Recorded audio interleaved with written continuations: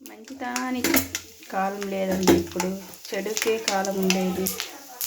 అంతే కదా ఫ్రెండ్స్, అవునంటారా కాదంటారా? సరేనా? చింతపండు పులిహోరకి పచ్చిమిర్చి ఏమీ లేను ఇంటికి పోయి మంచినీళ్ళు తాగి వస్తాము. అన్నీ ఉండి వాళ్ళ ఇంటికి వెళ్ళి రోగాలు పాలు పడే బాధ. అంతే కదా ఫ్రెండ్స్. కొంచెం పసుపు వేసుకోవాలి, కొంచెం ఉల్లి వేసుకోవాలి, చింతపండు గుజ్జు వేసుకోవాలి. బాగా వేసి